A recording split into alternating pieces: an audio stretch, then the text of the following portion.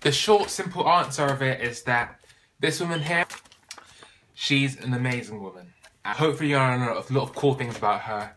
She's starting to change my life, and I hope she does change yours too.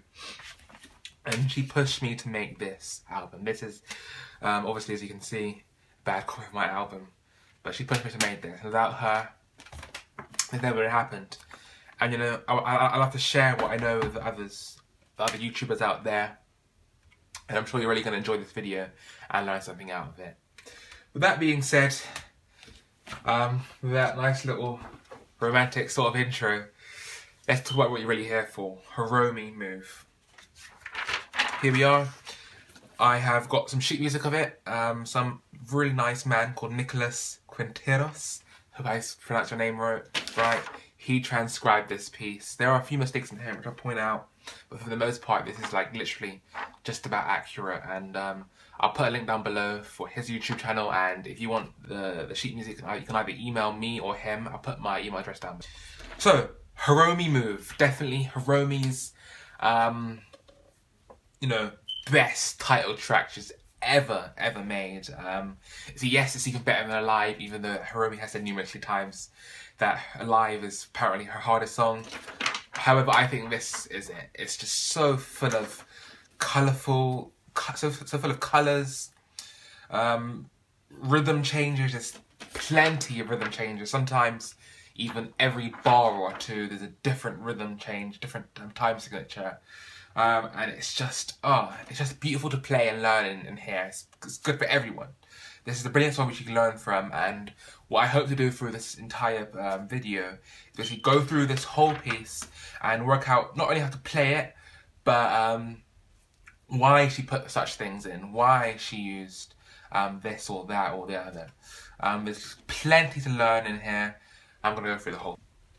Alright, so first of all, Hiromi uses a fourth modal chord, and she plays those in repeating order. I'll go through that really quickly.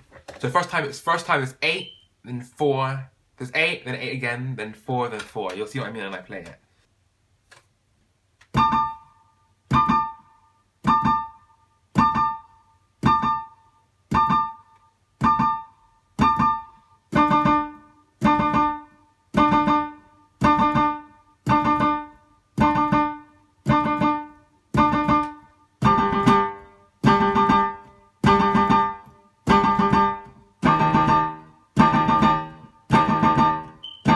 Climax.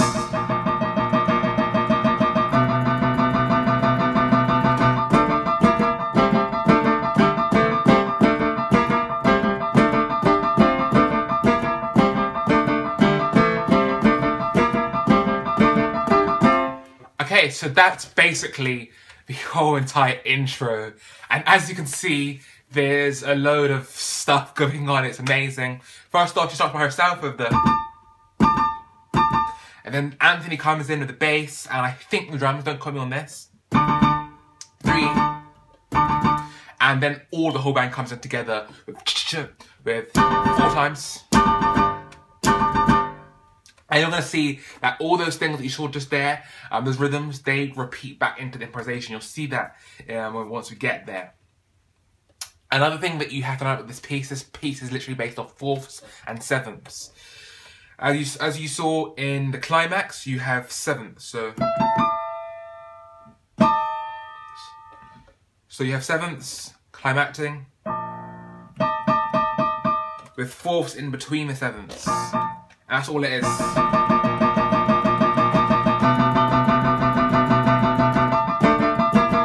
Okay, and once you get into that part, you start to hear the main theme for the whole entire piece. You start to hear this.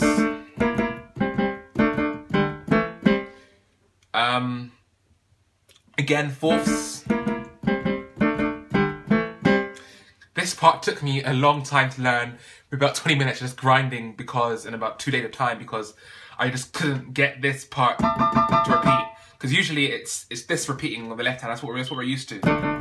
Something repeating continuously here with the chords up here. I could do that on my first try, but it took me a long time to get that rhythm going. Along with that, it's a 9/8, so there's a lot of rhythm to learn.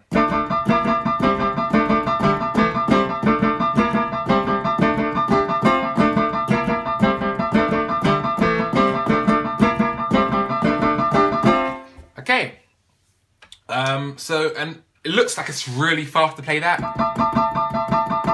It's not. Just keep getting it right until your hands can move in the right order. It takes a lot of finger skill. It's just jumping like a frog with your wrist. Okay, let's move on to the next part then. If I can find it. So after that, you have none of this repeating rhythm. You have it all together, all the chords together.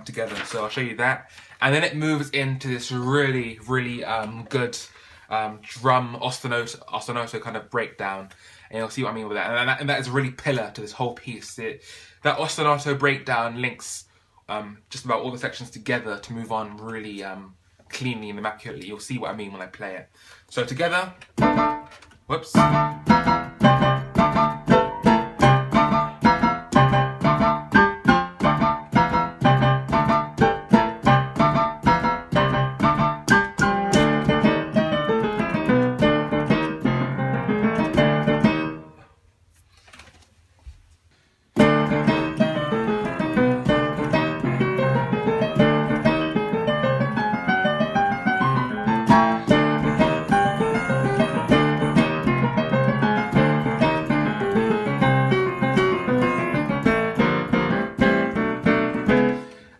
It just goes from there. So that kind of ostinato drum riff basically goes like this. And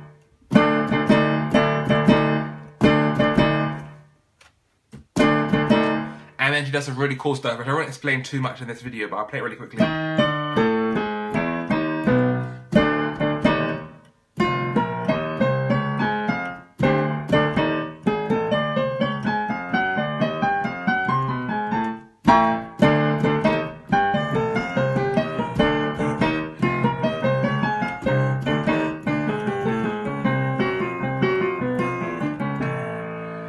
And then from there, she goes into this really colourful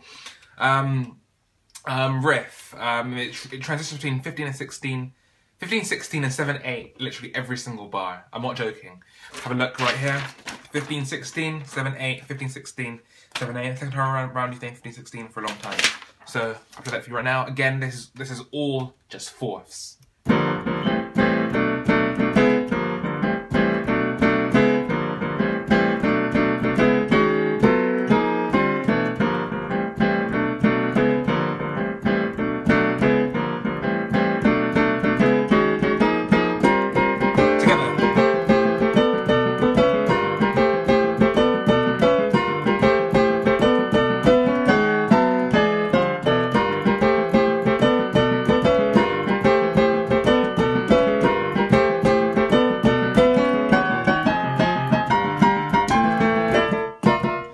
And from there, it goes into back to the main theme. But this time, though, with the bass line in the left hand, really pounding and giving that sense of rhythm. Same time signature, same scale, same chords, whatever, but those bass lines going down. So I play that for right now. And again, you need like a leaping kind of frog sense of motion.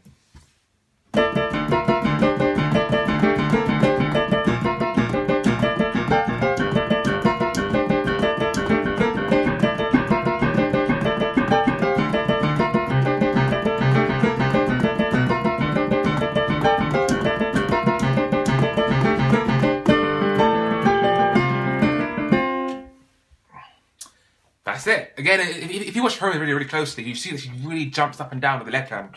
It gives you that feel. Because if you don't do that, then you're gonna give it a really legato feeling, which is just wrong. Has to be jumpy.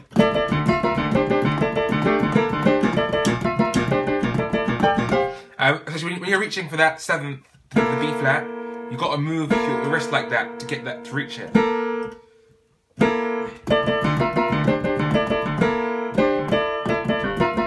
And so on and so forth.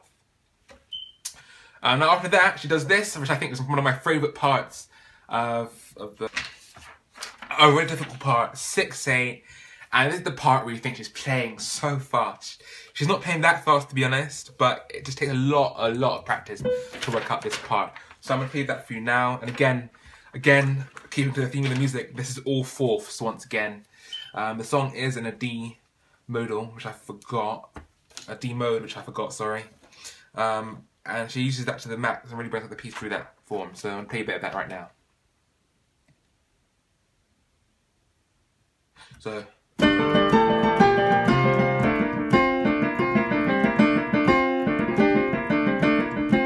And then it continues on to the end bit of that.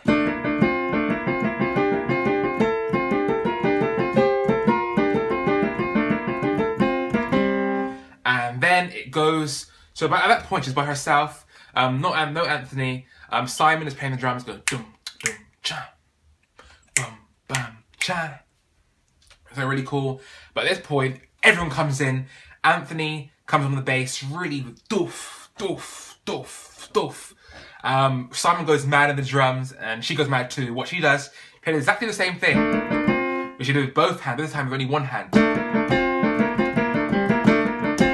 And while she does bass lines with Anthony in unison, sorry. I'll play that for you right now.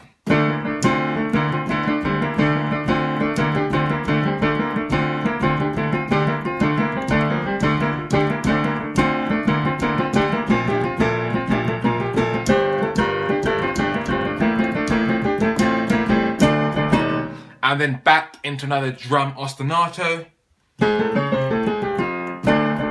And then finally ending on the part which I know everybody loves. It makes this piece. She really goes ham into this part and makes sure it builds up until that improvisation.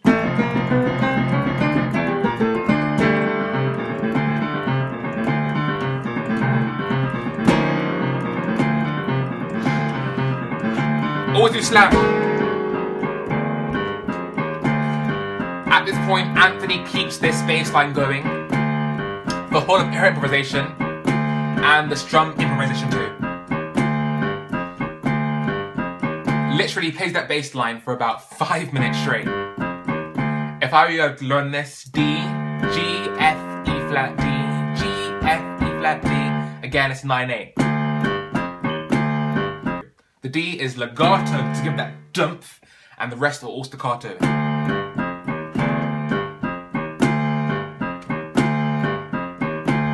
Really bring up, play that D louder than the rest of them. Bring it out. That's how it goes. Because if you play it all legato,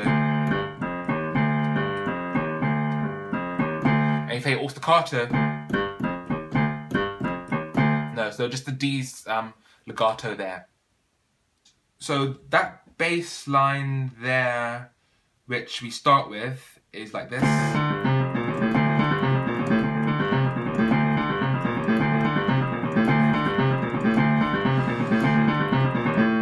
And she plays 2 chords there, so like this, and then, so watch, so 4 times of each bass line and then change chord. 3, 4, 1, 2, 3, 4. Okay, and at this point, play that D major mode.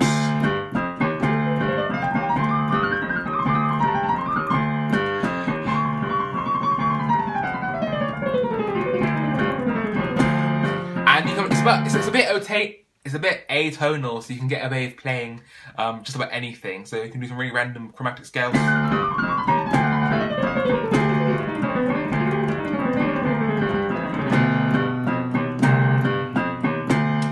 Building up to Hiromi's second part of her improvisation, what she does either a run going down and then into backwards again, or she might do just fat chords. Any speed, whatever. And so she does that. I'm gonna show you that now.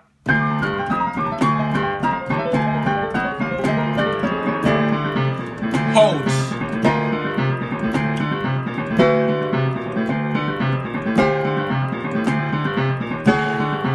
Go crazy.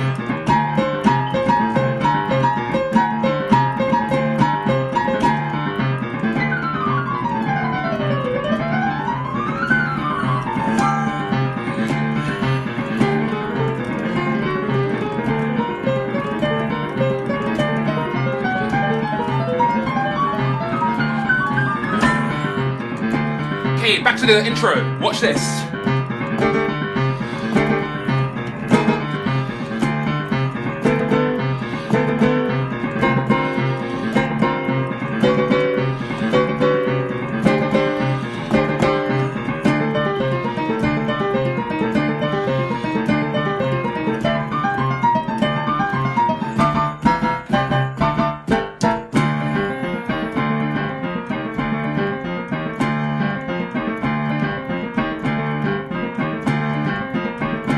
Back into Simon's improvisation. But before we even dive into that, let's talk about what she plays in the improvisation.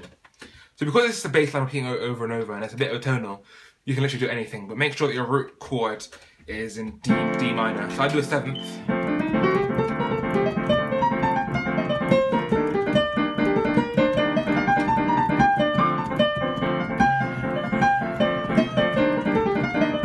And to make a really nice sound, you could do a G flat 7.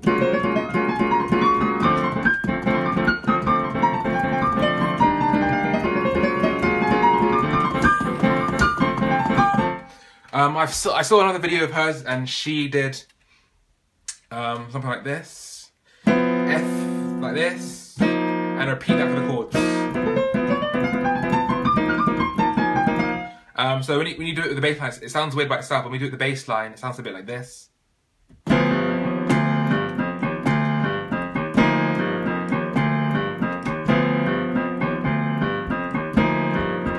So it works. That's what she did for the whole piece. And she did something like this.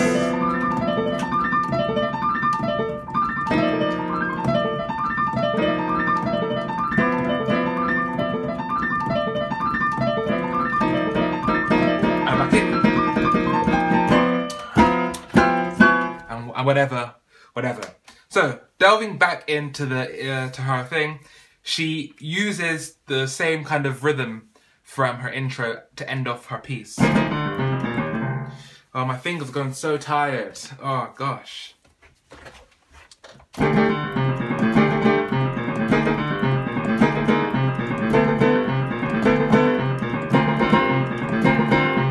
And then together, both lines.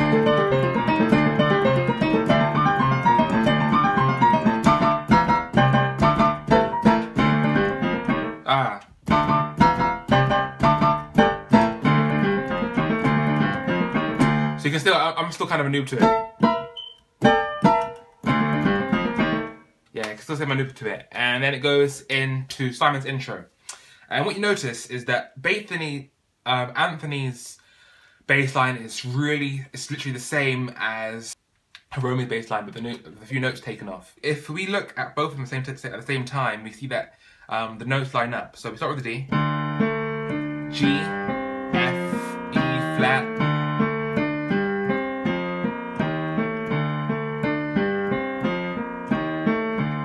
Now, if you look back to one of Hiromi's previous albums, that we can see where she was taking her inspiration from. If you look at, I forgot the name of the album, but the piece was called XYZ or XYG.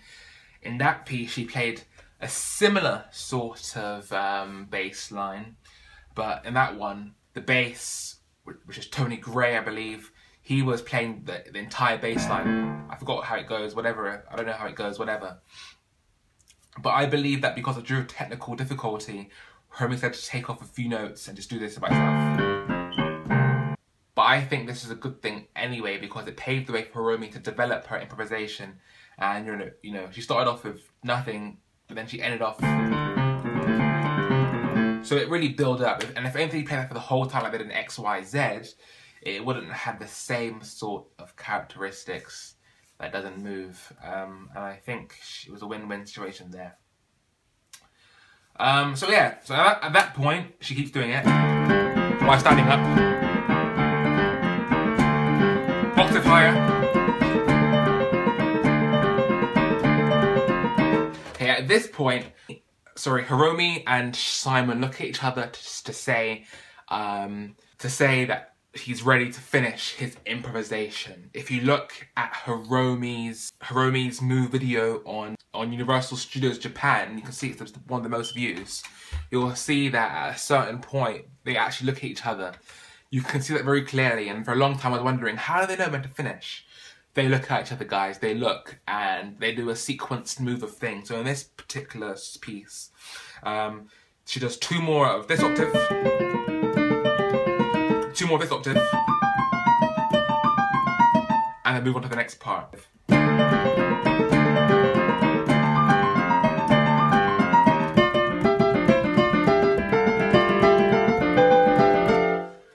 And it moves to the next section. But just make sure to get that rhythm really right. Look!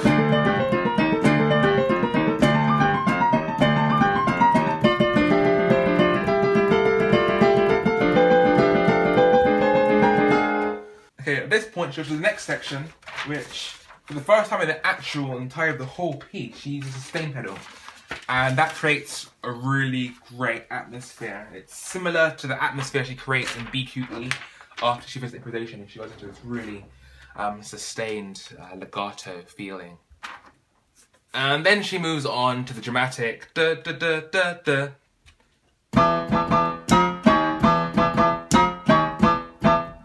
And then she does the whole da da da da da da da da. I'll show you that now.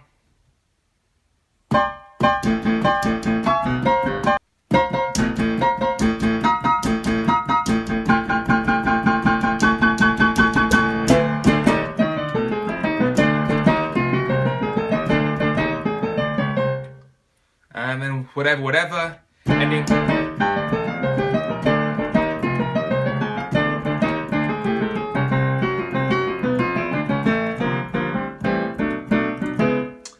And then she does the whole main theme again.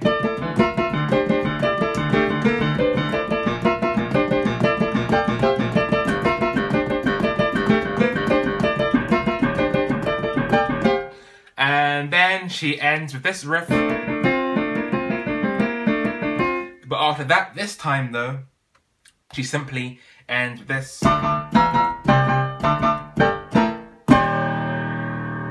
This time hitting the E flat at the end. So it's like this.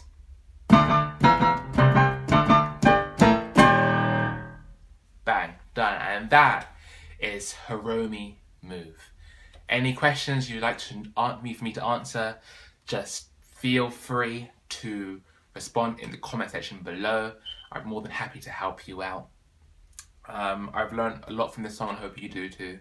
Hiromi is a great woman, and I hope this video reaches loads of people so they can also know more about Hiromi. Hope you have a good day, and keep rocking hard at the piano.